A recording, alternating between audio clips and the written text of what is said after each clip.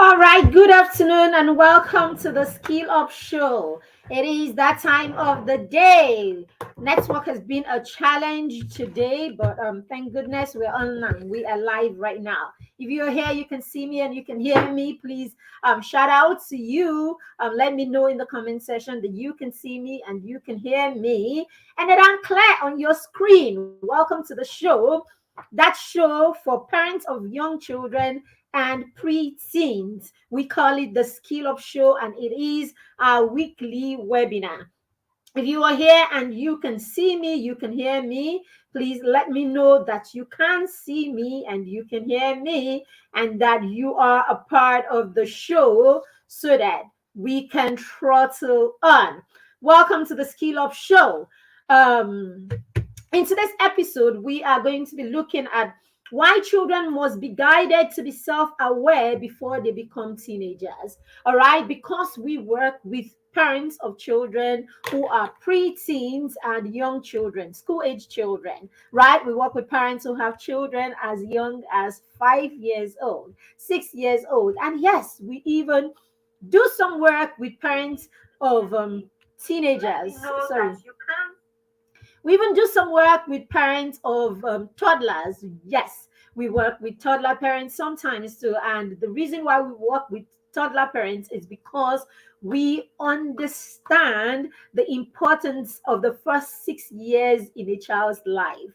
And working with preteens, we cannot ignore the fact that if parents can get it right in the first 6 years of their children's life, then that phase, the school age phase and the preteen phase, become a lot easier. And when we nip these phases, these different phases in the lives of our children before they become teenagers, then we soar indeed when our children become teenagers. We have some of the best relationships, and it does the children so much good, right? When they are aware of themselves before they become teenagers. That is why we're looking at this topic today or this week. Why are teenagers, why it's important that when our children are still school age children and preteens, we spend time and we work so hard to ensure that they become self aware. They are aware of who they are, or they are aware of themselves before they become teenagers, because there is a lot of there's going to be a lot of struggle, right? And a lot of, let's leave it as struggles. There's going to be a lot of struggle for both you, the parent, and the child if your teenager is not self aware. By the time your child becomes a teenager, they are not aware of themselves. They are not aware of the things they should know. They do not know how to manage themselves because they don't even understand themselves. All right. If this is the case, your child is you would have set up the child for a lot of struggles and a lot of mistakes, right? Some of them that the child may struggle to come out of. All right, so let's start by even understanding or looking at what it means to be self-aware. All right. So self-awareness is a foundation, right, parents? Self-awareness is a foundation that every child should have. Yes, self-awareness in a child is the foundation of growth and a strong self-esteem. Children who have a strong self of who they are grow up to be people with very strong self-esteem. As parents, our role is to guide our children to recognize their emotions and the actions that they pose in response to those emotions, helping them become mindful people who are in tune with themselves and with the world around them. So it is very important. Self awareness, by way of definition, is the ability to recognize and understand who you are, understand your thoughts, understand your emotions and your behavior. It involves being aware of your actions and how your actions affect other people. All right. Now, when you understand all of these things, it makes you as a person become mindful. Yes, it makes you become mindful and it helps you identify your strength and, of course, it helps you grow in the areas of your strength. So you see why it is important that when our children are younger, they begin to get into that space where they understand these things. They recognize these things about themselves. They understand these things about themselves. So by the time they are teenagers, they are not easily swayed. By the time they are teenagers, they are not tossed around. By the time they are teenagers, they are not people pleasers.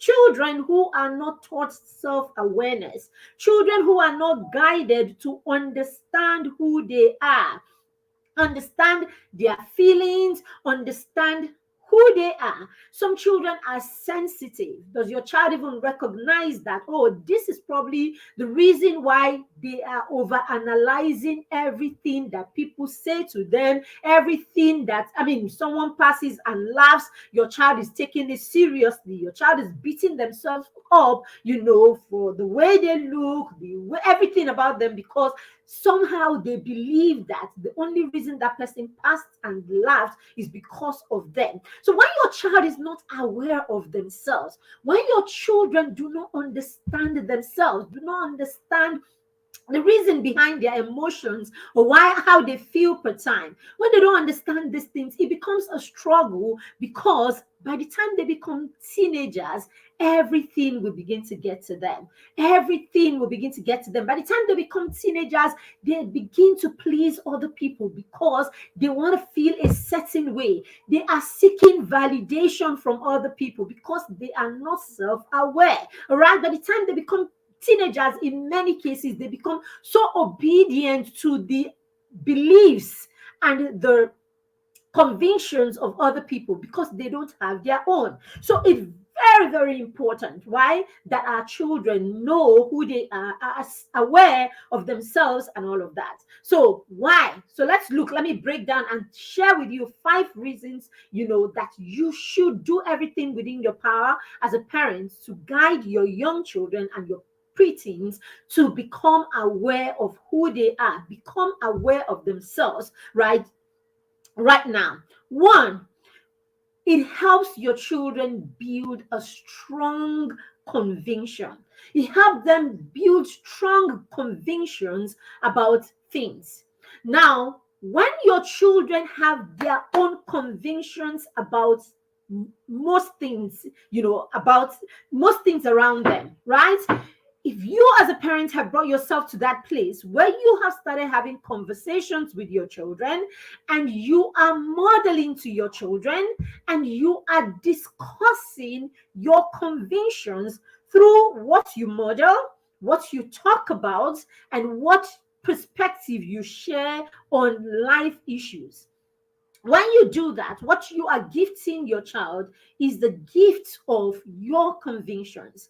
How you feel about the subject of education, how you feel about the subject of marriage, how you feel about the subject, whatever subject it is, especially the subjects that, come up for children, or the subjects that children, ordinarily, talk about, right? When you are in that place where you start having this conviction, this conversation, sorry, I just got a message that is a bit, all right, when you are in that place, when you start talking about this,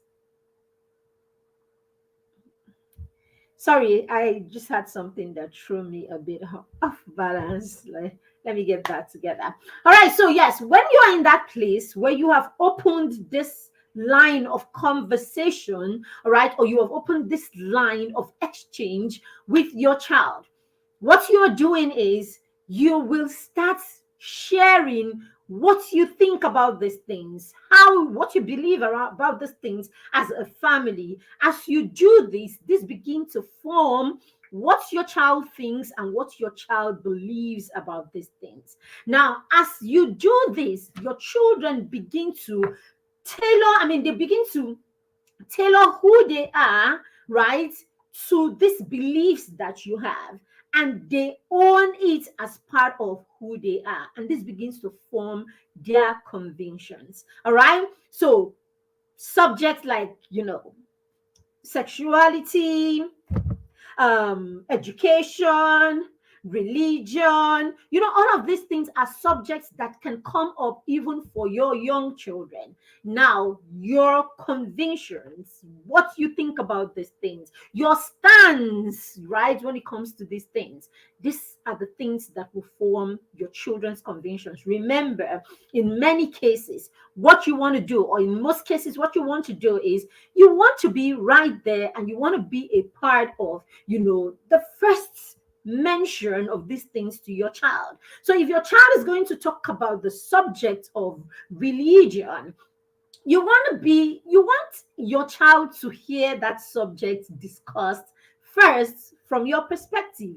You want your perspective to be the initial one that your child has of that subject. Now, as you do this, your child begins to form their conventions around these things. It's the same thing: sexuality, marriage, education, everything. All right. So this is how you help your children build faith. This is how we help our children, right? This is how we help our children build faith.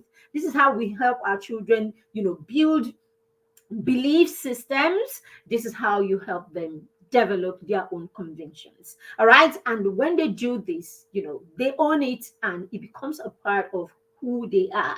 They are aware of who they are as part of your family. They are aware of who they are and what they believe on each of these subjects. And this forms part of who they are as far as that subject is concerned. So it's very key. Number two, it will help your children know how to preserve themselves. Self-preservation becomes a thing when your children are self-aware. When children are self-aware, then they are not confused about, okay. Okay, thank you. All right, so sorry, I had to look at that to get it over and done with. All right, so when children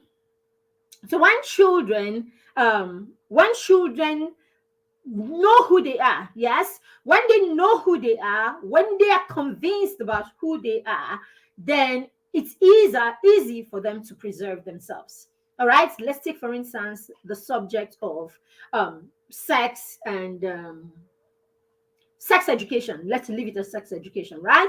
So the subject or the area of sex education and what your children believe, about sex. Remember, we're talking about your preteens now, who will, in no time become teenagers, right? And we know that by the time children become teenagers, they must have already formed opinions, right? At least by the time they become midway into their teenage life or years, they would have formed opinions about these things. And many times, if you have not been a part of that education, you've not been a part of what your children know about sex, what your children understand, and what your children have come to believe about this, then it's possible that your children will be speaking from the convention of their friends or the conventions of society. All right. So having your children know these things, right, become aware of these things and how it affects them, okay, how it affects them as individuals, will help your children know how to preserve themselves. It will help them have a strong, base for self-preservation.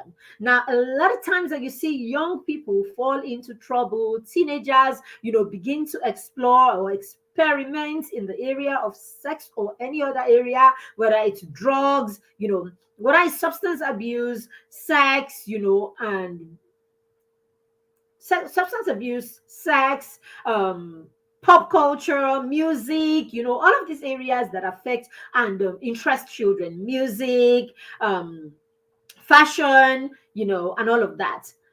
By the time your children are teenagers, they have some sort of convictions around these things. And these convictions, as I said, may either be yours or those of their friends or those of society. So what would you, or where would you want your child to draw their convictions from in these areas? These are the issues. So I would want my child to draw their convictions from our conversations. And our conversations do not necessarily mean that I have forced them to, believe in one particular thing, or I have forced them to think only the way I want them to think. What it means is that I would have opened the opportunity or the line for communication in this area when they are young, right? Beginning when they were young. And we would have had conversations over the years, or we would keep having conversations, right, on this subject, as we go. Now, as we have those conversations over the years, what will happen is the children will begin to build their convictions, because now they would understand the why. Now they would understand why and possibly understand how. And so by the time they become teenagers, I would have put enough through that communication line. I would have programmed enough. I would have taught enough. We would have had enough conversations to help the child have the kind of convictions that I have. I would have modeled so much that the child is most likely going to turn towards my convictions than the convictions of pop culture of their friends. That is why we need to start early as parents. If you start early, so first of all, you get the advantage of first mention. And you know how it is said that the person that first mentions a thing to a person is more likely going to be the one that the person is going to believe. The person that just the first our first experience of something, okay, is more likely going to be how we perceive that thing than another conviction that comes, or another conviction that comes in that area. So that's why you don't want your children to know about certain things from outsiders that are not trusted. So this is why you must position yourself as a parent. We said, as parents, our role is to guide our children to recognize, right? To recognize their emotions, to recognize convictions, recognize our beliefs, recognize their emotions, know how to deal with their emotions, know how to deal with, so many things. And this will form part of their convictions because we started programming them right from the beginning. All right. The next one is increased confidence. All right. So when our children understand who they are, it means that they know what works for them, they know what doesn't work for them, they know where their strength lies, and they know the areas where they are weak. Now, the more you are aware of this, then the more you know which part of your life you want to throw in more effort and work towards, and then what part of your life, or what part of you is your strength. And then of course we can help them build on that strength. Now, when our children build on the strength that they have, what happens? They gain mastery. They become good in that area. And as they do, they will build confidence in that area. So mastery comes from consistent practice, and all of that. And then of course it also comes from the fact that you are aware that this is my strength, and so you throw in enough energy in there to build yourself in that area. And so the children build confidence when they know their strength, and they're able to harness that strength and then build it over the years. So it's very key that we help them begin to recognize their strength as early as possible, understand their strength as early as possible, so that they can harness that superpower and build it into something that is beautiful, something that is impactful, right? Something that they are a master of. All right. The next thing that it does is it helps them build themselves, personal development, and responsibility. So when children understand, are aware of who they are aware of the strength that they have, are aware of all of these things that make them who they are. When children are aware of this, then they become mindful, as I said. And apart from being mindful, we just talked about the fact that they begin to harness their strength. As they harness their strength, then they also know what their weaknesses are. And so they're able to focus on building, right, the areas where they struggle. They're able to, they now know that these are the areas where I struggle, and they can develop themselves in that area to be better. All right. And then they also know the areas of their strength so that they can, harness the potential that they have in that area to build mastery. All right. So, whatever it is, at least the child is aware of his strength, or this individual is aware of his strength and is aware of, their weaknesses. All right. So the more you know this, the easier it is for you to develop yourself, especially if the child realizes, okay, so this is my strength and I want to build on this strength so that I can build and create value in that area.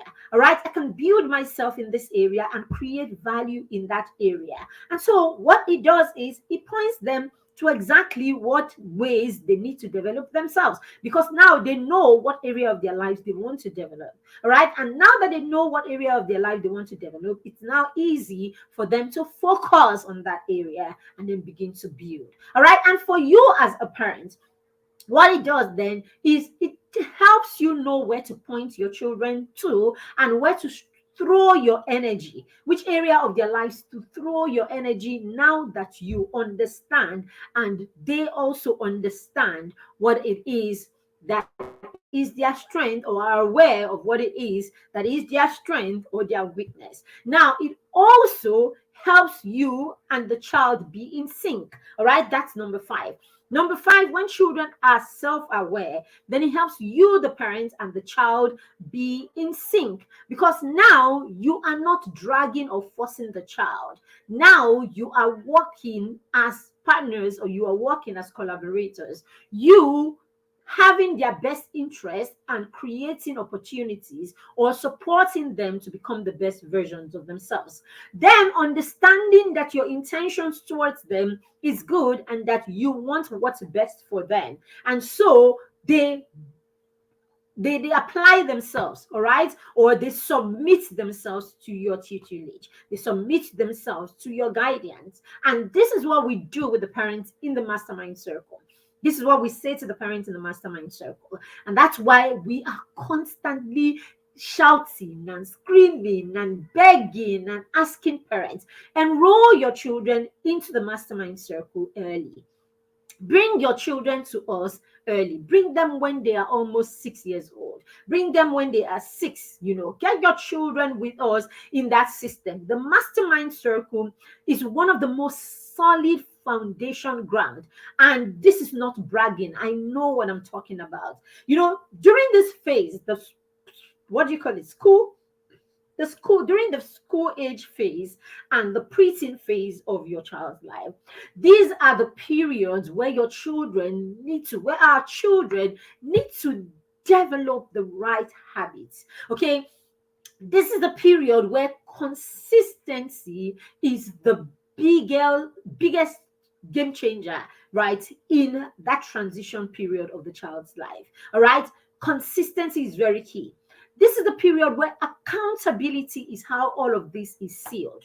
So your child is there. The child is beginning to develop, autonomy, is beginning to understand themselves as an individual. All right. Now they want to decide what they like to do, what they don't like to do. So your child is already in that place where the child is tussling with self-identity, and what I have power for, what I should be allowed to do, and all of that. So that's the place where your child is already. So on its own, it's not the easiest phase, right? It's not the easiest phase in the child's life. So now for you as a parent not to understand that this is what's going on with your child, and you come to this at this stage and you begin to drag the child, force the child, push the child, to do stuff, you would spark, right? You will spark rebellion in the child. You will spark, pushback from the child. Now, rather than do that, or rather than get yourself into that place with your child, because the result of pushback and rebellion is disconnection. Once your child begins to disconnect with you at this phase of their life where they are beginning to, recognize their autonomy, they want to be autonomous, they want to make decisions for themselves and all of that. So the moment you begin to tussle with the child at this stage, you lose the child. And when you lose the child at this stage, it becomes really difficult for you to reconnect with the child if you do not know what to do. Now, this is how parents and their children begin to have rocky relationships that will spread till their teenage. And throughout their teenage, because the children don't get easier when they become teenagers. They don't get easier when they become teenagers. They become more autonomous. They become more autonomous. They become more strong-willed, right? They become, their pushback is even stronger. And now, of course, if you are someone who was wielding the cane before, if you're someone who believed or you were using physical strength as your only tool to parent, okay, the moment you get to this phase, that one fails you completely, because now you are looking at some 15-year-old, 16-year-old with this baritone voice. I mean, that is many inches. I mean, what am I saying? That is many meters taller than you, or feet taller than you. So you are looking at someone who is already big, right? And can match you or even out. They can match you or overpower you when it comes to physical strength. So at this stage, you don't even need anyone to tell you that you need to back off, or you need to slow down, or you need to let go of your physical strength. But then again, what would have happened is the child now becomes the Lord. The child now becomes the powerful one, because the only tool you had in your toolbox cannot serve you anymore. And you don't have any other way to reach the child, because this is what you have depended on for the longest time.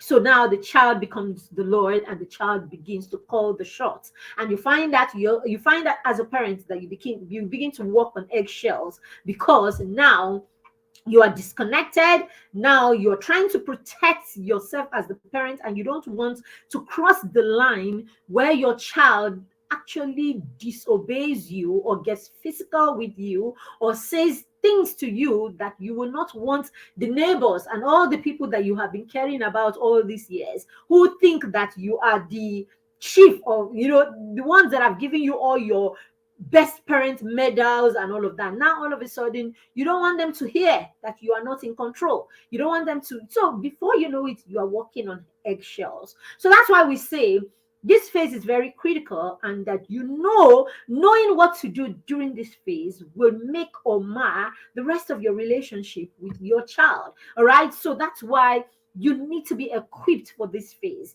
You need to be equipped for this phase. You need to be ready for this phase, and you need to know, right, how to go about, helping your child harness and make the best of this phase of their lives. So very, very key. All right. It will help your relationship. It will help you be in sync, right? If you allow your children know or become aware of themselves, and you walk that journey together.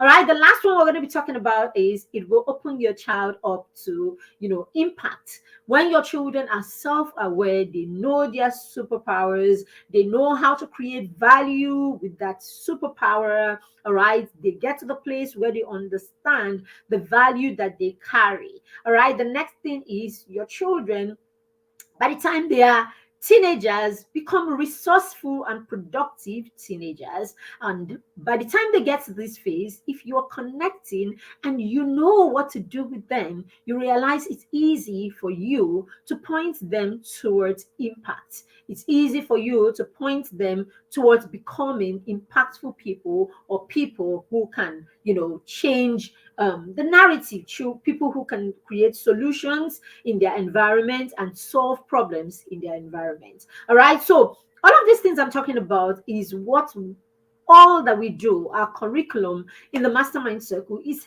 hedged on this, because in the mastermind circle, this is what we want to achieve. We want to raise children that we don't have to force, we don't have to shame, we don't have to drag to do the things that they do. We want to raise children that are not just obedient children. We want to raise children that do not just want to be a part of, they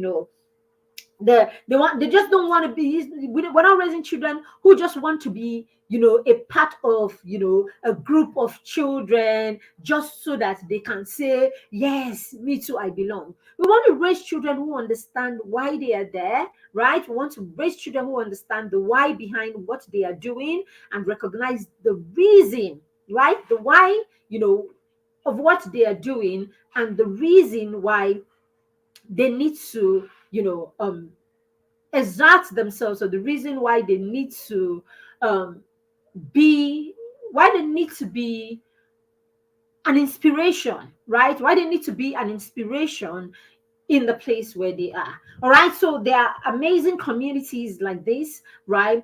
And it's important that as a parent, you're able to recognize one that is for your child. So in the mastermind circle, we say it's a close knit community. All right. It's a close knit community of young children where we help the children, you know, build or begin to direct themselves, become aware of themselves, right? Become aware of themselves, their strength, right? And then understand the talents that they have and begin to build and hone those talents. We also help the children to build and develop habits, all right? And then as they develop habits, of course, we work with them and work with them to develop the right mindset, a growth mindset. All right. So by the time we work with the children through this journey of, understanding the role that they play in their own lives and becoming willing to play that role in their life, and then we move on to help the children begin to make small decisions and take initiatives, in their own lives. And then we move on to help the children understand that, they have superpowers, they have talents that can be honed to, become skills, and they can gain mastery in those skills. Then we move on to helping the children understand that right there in the skills that they have built, in the talents that they have, their purpose is tied to all of that. Now, the children now understand that their purpose is tied to all of this, and that they do not have to wait for a particular season in their life to live out that purpose. They understand that every day and everything that they do is them working in that purpose. Now, this is what our children understand, and they know that yes, I may not be manifesting in my purpose yet. I may not be solving problems, yet. I may not be changing the world yet. But I am in a phase. I am in one of the phases of my purpose. It could be that I am in the phase where I am learning, I am becoming. I am learning to, I'm becoming, and then of course I am gaining mastery of the talents that God has given me, that is a part of the purpose that He has called me to.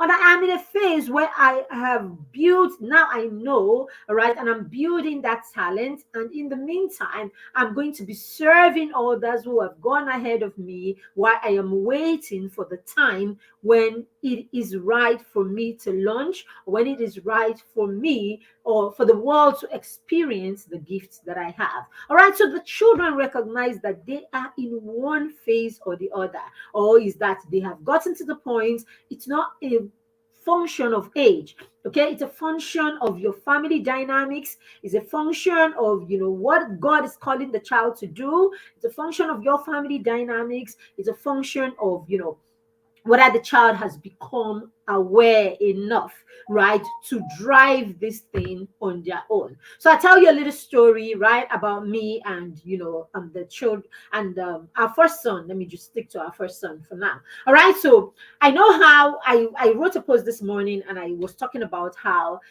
at the time my mentor, Coach Wendy, had started the Inner Circle program. And I was right there. I was right there when the announcement for the Inner Circle, and all of that, was going on. I was around there. I was just there. Like, I would go and have sessions with her. I would go and sit, and people were registering, for this. Some voice in my head kept on telling me, oh no, it's not for me. I don't need this. I've passed this stage. It's for parents who are struggling, and all of that.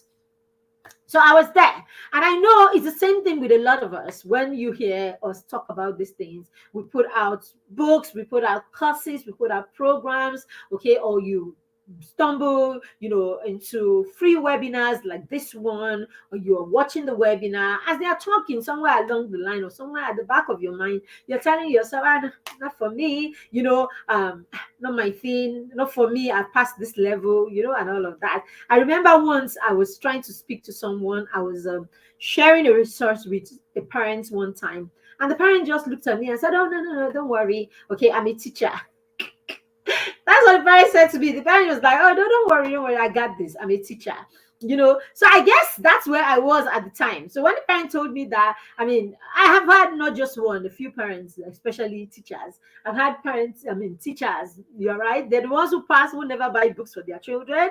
They're the ones who hardly, it's sad, but it's so. I'm a teacher, so I can speak for my people. All right. So funny enough, you would think that, oh, the teacher knows better. The teacher is the one that is, but you will be shocked that the teacher is the one that feels that by virtue of the fact that I'm a teacher, I will be there to make sure that the child studies, and that's about it. And somewhere something in your head just tells you that's all it takes to get it together or to fix it. You go try. As in, how do they say it? They play. All right, that's why they say it in Nigerian parlance. They play. All right, so that's where I was at the time, and it was that whole, yeah, I'm the one who supports my child a lot. I don't need this. It's for parents who go to work. It's for parents who don't know, who don't know these things and all of that. Ashe. All right, so yeah, I went through that year. I didn't join. And then at the end of the year, I joined the circle. Not necessarily because I thought there was a problem I needed to, go and let them help me solve.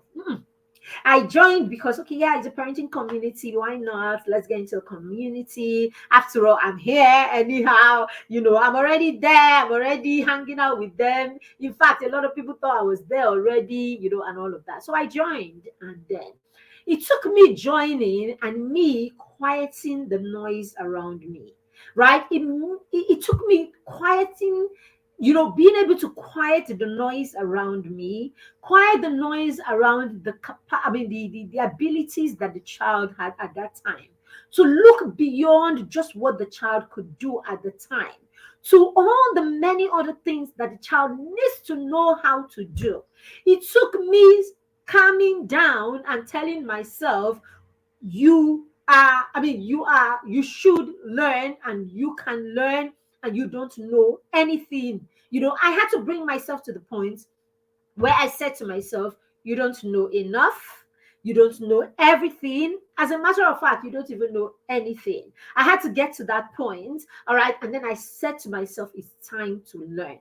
When, first of all, I realized as a person that I had a lot of gaps in my life, and that I had a lot of, childhood, trauma, and where I was coming from. So I came to that. It's why I was going through, trying to find myself. Why I was going through that was when it dawned on me. How can you be here trying to heal and find yourself, and you cannot recognize that it's possible that because you haven't found yourself, you've probably passed down a lot of this unknown person to the children that you are raising. So it's time to be quiet, right? To calm all of this noise around you, and to stop seeing just the things that you want to see, and start seeing the things that you need to see. It was when I got there that I realized that there were gaps, and that our son was doing certain things, was making progress in many areas of his life, didn't mean that he was aware, didn't mean that he was self-aware. It didn't mean that he was struggling on that journey, on his own, because he was completely, at least to a significant, percentage, aware of his actions, and how that actions affect him today, would affect him tomorrow, and affect the people around him. Okay, I needed to get to the point to separate the fact that he was doing these things that he was doing because he was obedient, or that he just trusted that I was leading him in the right place, or that he was just doing it because they say it is what it is to be done, or he was just doing it because he could do it. Okay, so we needed to get to that point. Of course, at this point, the father was into. We needed to get at the point where we quieted every noise and we started asking ourselves all of these questions. Could it be this? Could it be that? Does he understand this? Is he aware? And we started having real conversations with him.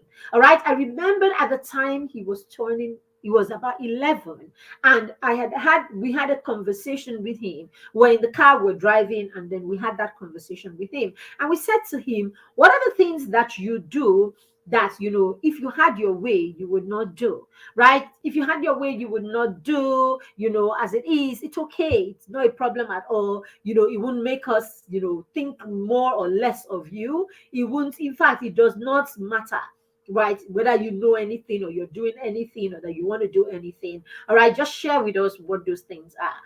At the time, our son was running a YouTube channel, a YouTube channel that he was doing so well with, as in based on what it was that we wanted from the YouTube channel. All right, he had said, oh, he wanted to teach other people because we're big on impact, and we had started having the conversation about impact and the value that you have as a person.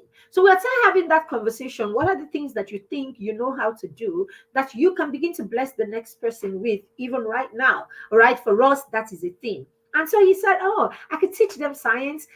I love science and all of that. I'll teach my friends. And then he started teaching his friends until he got a mentor and a coach. And his coach said to him, oh, if you really want to teach other people, if it's something that you really love to do, but do you know that we can do it beyond just 1, 2, 3 of your friends? You can teach even many more people if you use a platform, right, for that can help this happen.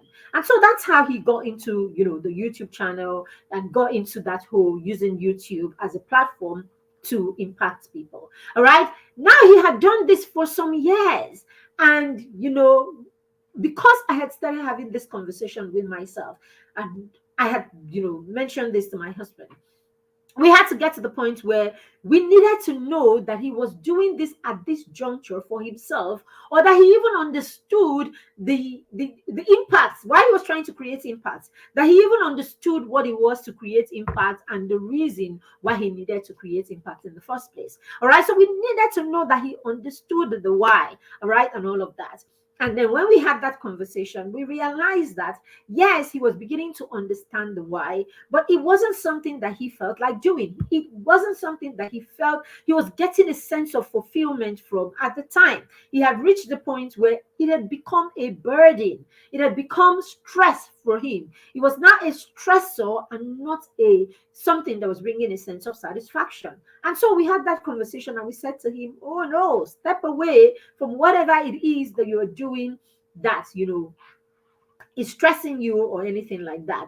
And then he said, can I just let this go? Can I stop doing this? And that's it. And that's how we were able to save him. Imagine that we went on pulling and dragging and allowing. And the funny thing is, he wasn't even acting like he was stressful. He wasn't even acting like he had a problem with it. He would just do it and we move on and all of that. So at that point, it became a case of, I have started this, I will just obediently do it. When they say, oh, we're doing a video today, he shows up and then he does it. But no, he wasn't happy doing it anymore, or at least at that point, it was a stressor for him. All right, so these are the issues. Now, does that mean that along the line, he probably won't pick this, this thing that he was doing at the time and begin to enjoy it?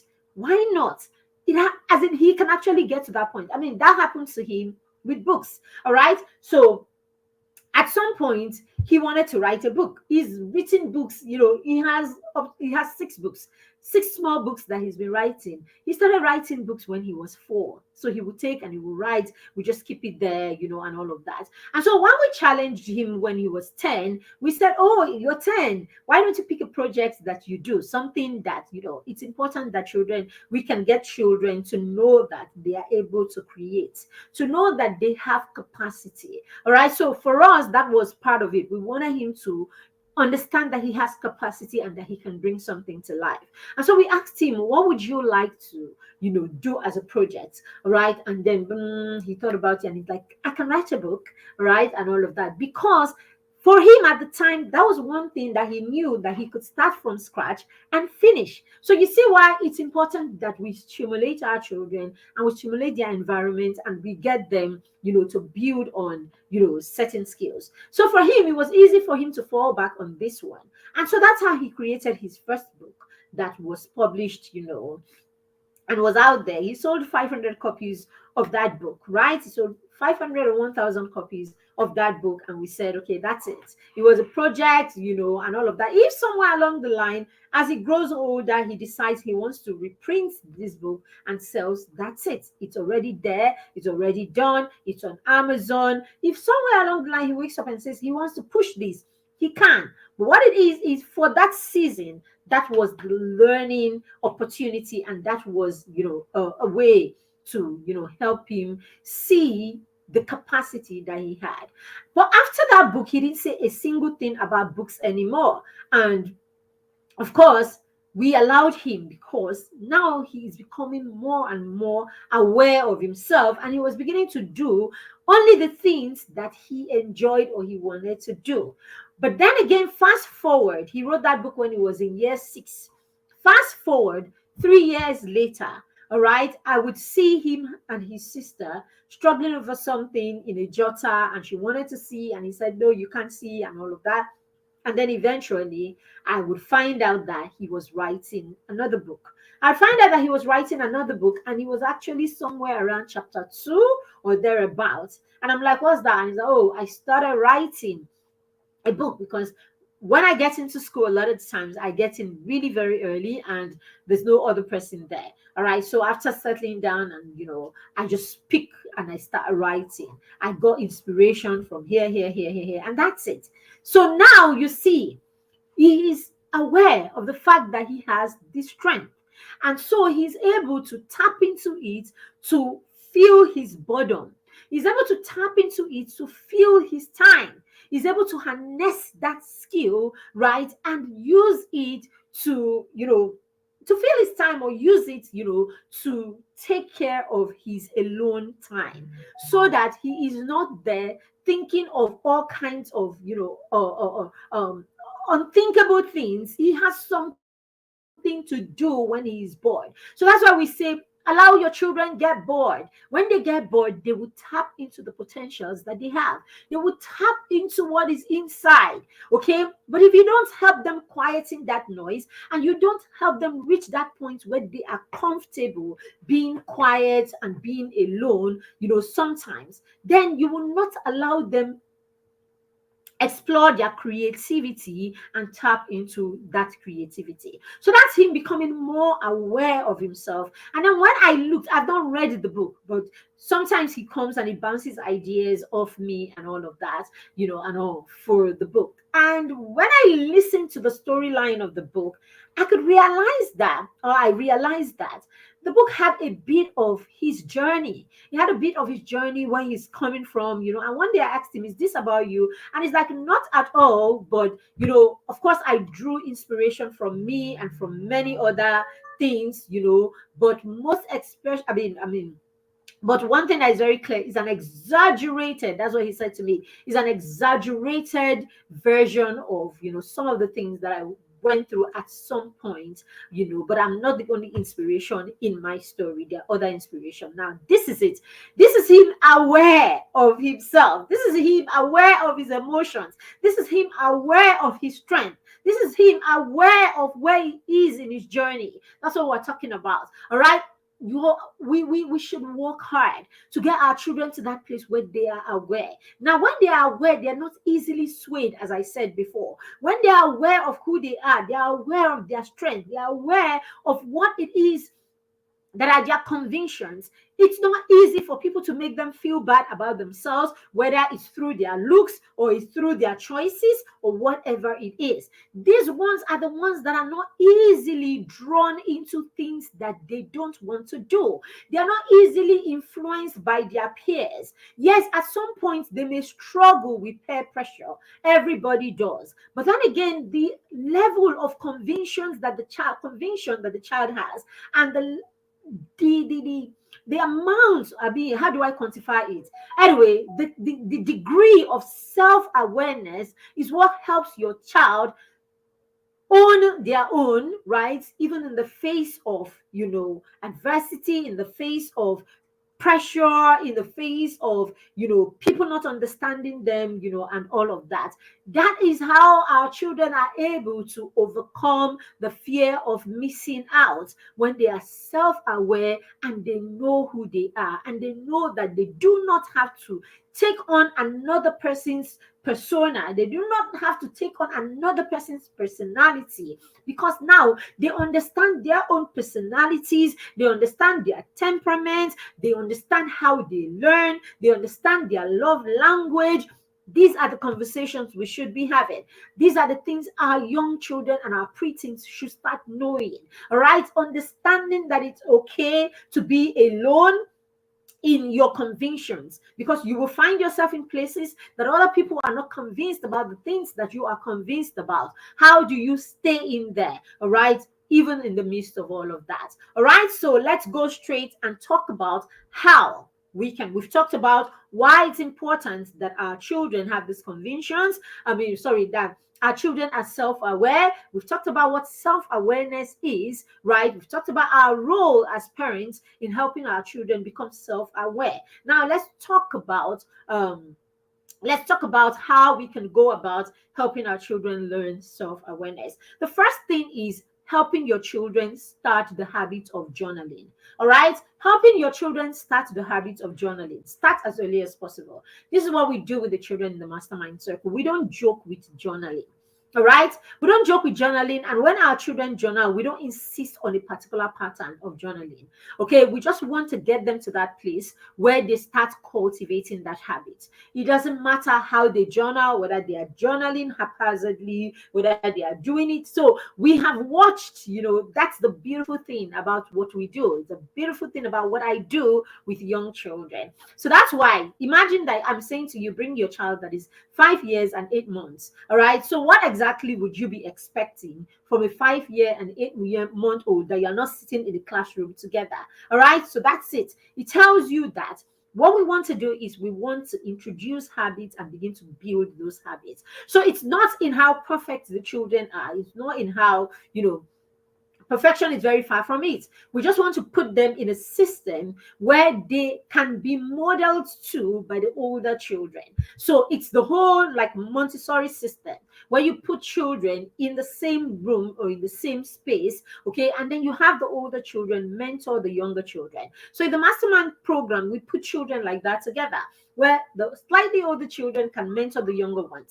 Now they are 5 and 8 months, they are 6 months old, but they are in a system with 9 and 10-year-olds. So what the child is doing right in that system, the child is already picking and learning from older kids. The child is very shy, the child doesn't know how to talk, the child doesn't know how to articulate their thoughts. But now this is the child in that space with a child who already is overcoming being shy, the child who is already beginning to share their perspective. That is why in the mastermind, we call it a very hands-on program, where the children are hands-on. Everything we do in the mastermind is hands-on. It's very practical.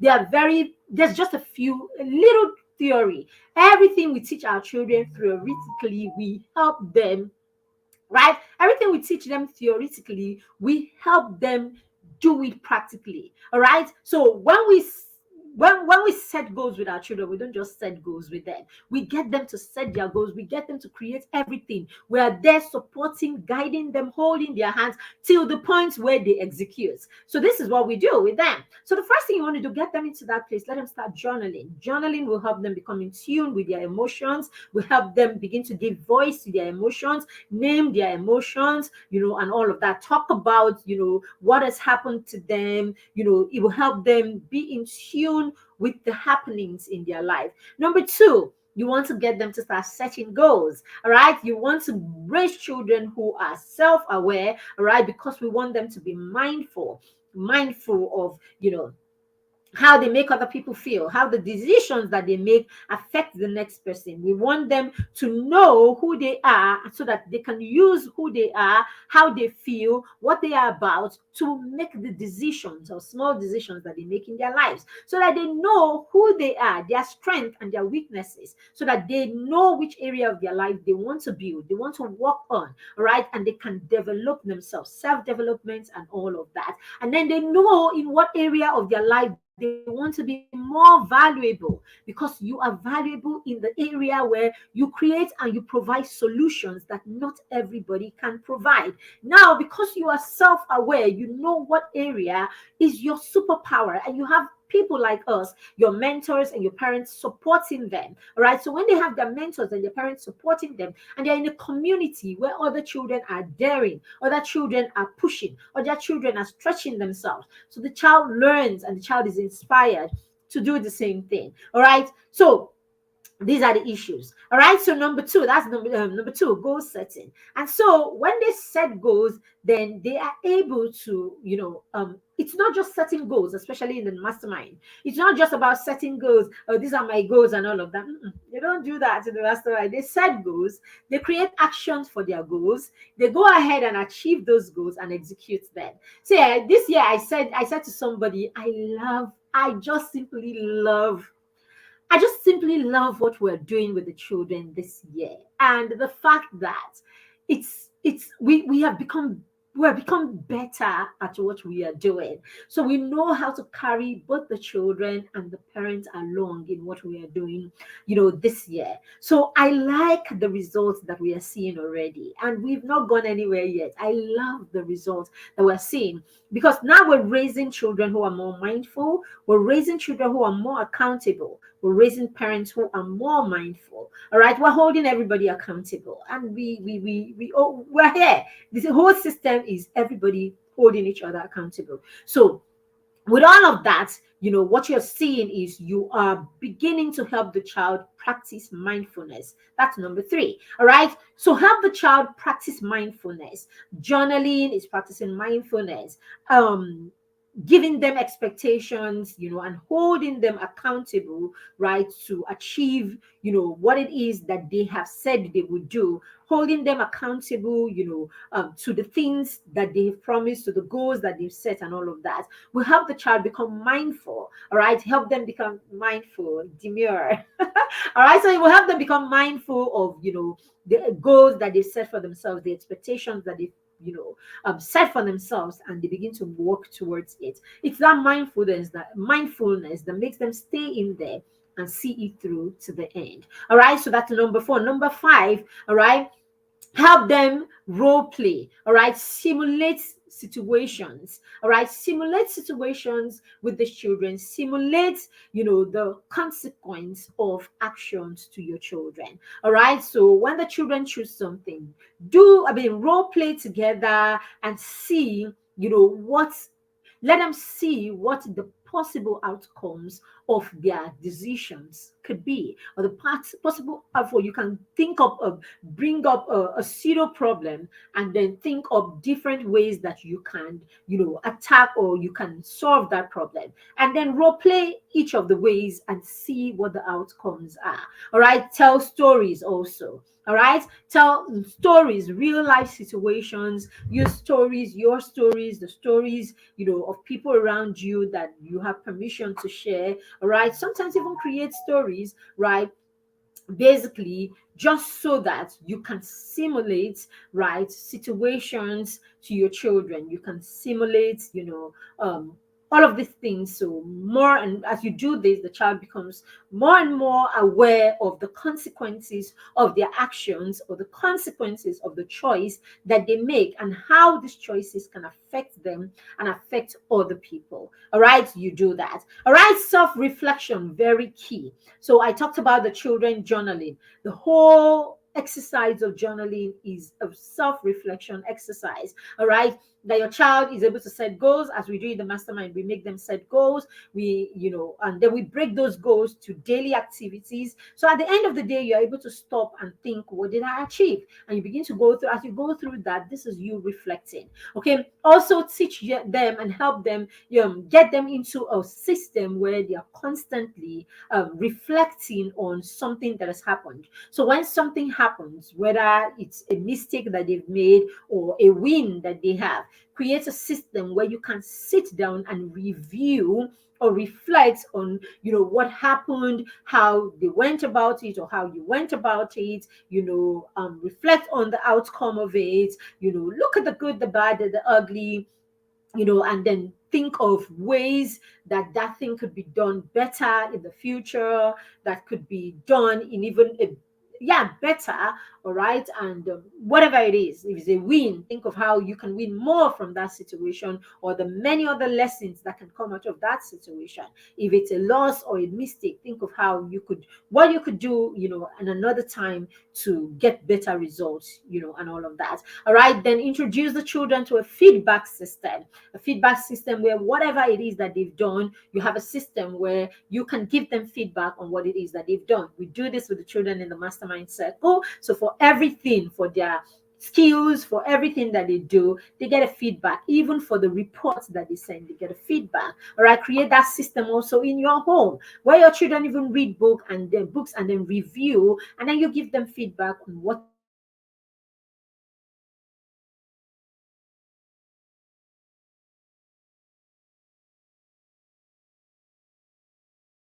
from what you have done, and then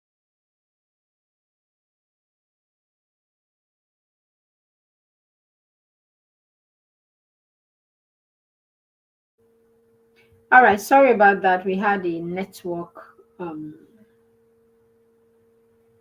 breaking transmission there, but network, I think it's back. We're back. All right. So yes, so create that feedback system where you give them feedback, something that they've done, be objective in your feedback. Do not judge. All right. Do not try not to judge them. Just give them, objective feedback on whatever it is. And then this one is one of the biggest things that you need to do. All right. You need to, have a set of values. You need to have a set of values that you communicate to your children. We must communicate our values to our children. Let our children know what we stand for. Let our children know what we are about. Let them know what family they belong to and what it is that you stand for as a family.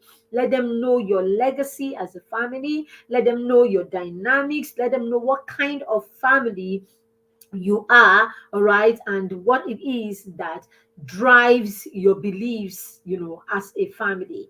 Very important. And then lastly, create an environment that allows your child to be authentic and true to themselves. Create a conducive environment in your home. Create a judgment free zone in your home. Create an environment in your home that is secure. Create an environment in your home where children are allowed to explore, allowed to be curious. Okay. An environment in your home where children are allowed to make mistakes, and they are led to reflecting on their mistakes and thinking of how they can do better, or have better results in the future.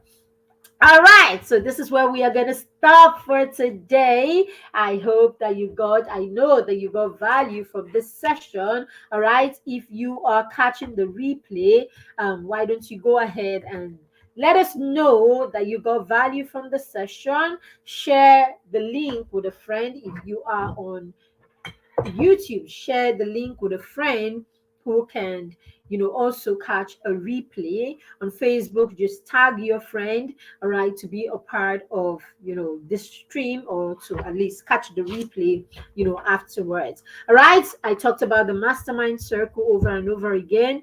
If you would like your child to be a part of the mastermind circle, we already started the cohort, but you can still hop in, because we are in that place where we're still creating goals. It's still individualized to a great extent. So yes, we're still taking people in. So we still have a few slots to fill in. All right, and then we would stop registration for now. All right, so if you like your child to start registration for the cohorts, the full cohorts or the 1 year cohorts. All right, so if you have a friend, you have a relative, you have a loved one who should be in the mastermind circle, this is the time to invite them to join us. And then, of course, you can also enroll your child. If you have a child between 5 years and 8 months and 13 years old, even your 14-year-old can join us. It's just that the child is going to be with us for a few months, because at the end of this cohort, the child will graduate. We don't keep them longer. All right, we leave them there with us till they become 14, and we gladly recommend, right? We gladly recommend um other TDATE programs. We recommend TDATE programs where we send them to, because now we know they have developed a solid foundation. All right, and that's it for us. It's the foundation and the energy we put into ensuring that they build a solid foundation. Now, when we build that foundation with them in the mastermind circle, they thrive wherever else they go to, because now they have a solid foundation that they are rolling upon. Because that solid foundation requires, close accountability, consistency, support, and hand holding. And that's what we provide in the mastermind circle. Thank you very much. As I said, if you want to join, you have the information on your screen. Just use that information to register your child today. The mastermind circle is one of the most affordable systems that you can get. It's only 70,000 for an entire year. You heard me. An entire year. 70,000, meaning you get to pay less than 6,000 naira per month. Less than 6,000 naira per month. All right, that is nothing near how much it is that you buy a box of pizza. Yeah, per month. All right, it's nothing close to it. So think about sacrificing half box of pizza every month to get or give your children wings. All right, think of it that way. Sacrificing half box of pizza every month to empower your child, to equip your child, and to help your child become the best version of themselves. All right, so we can't wait. I can't wait to mentor your child. I can't wait to have your child as my partner or our partner in the mastermind circle. So we look forward to having you join us. Please hurry up before we close the registration for the full year.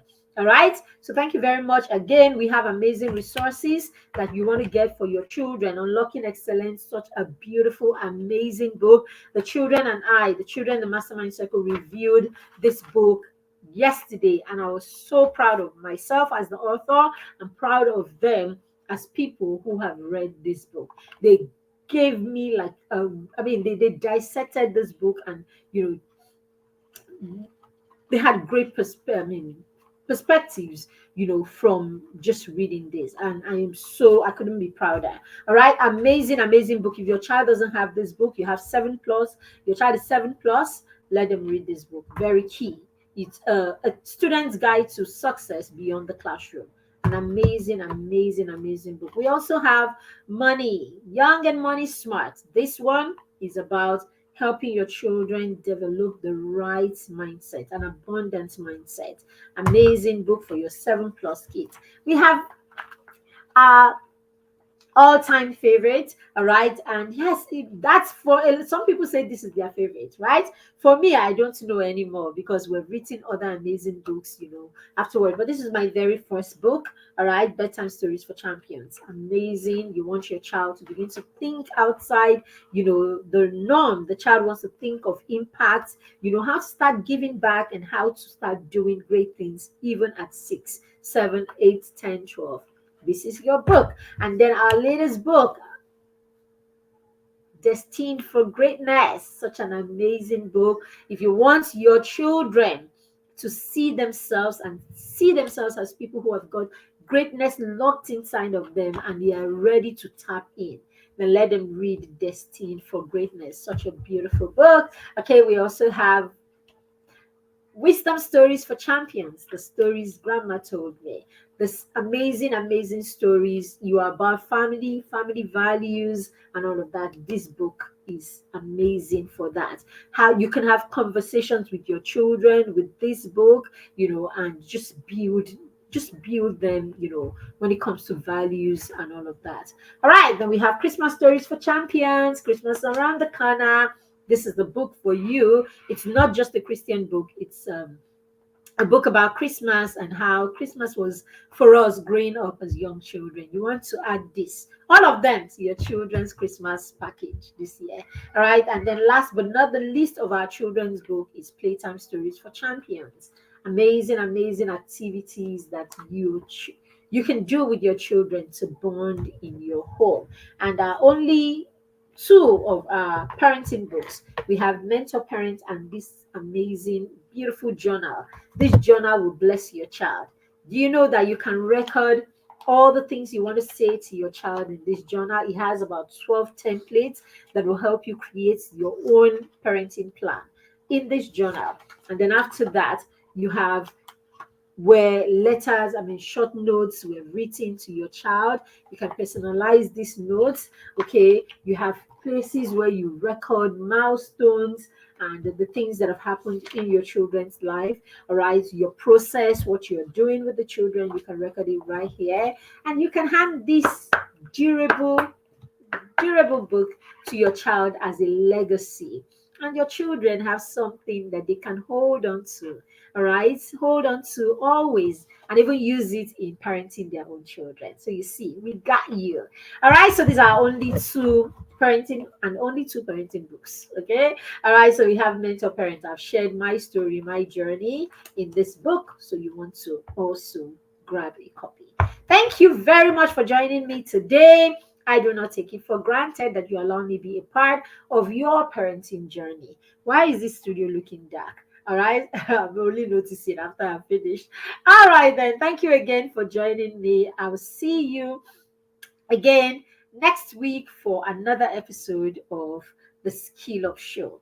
We also have the How Can I Support My Child series that is now a weekly show, and we have a 1 month series, every time we have that. So you can join us on Thursday at 7 p.m. for that show.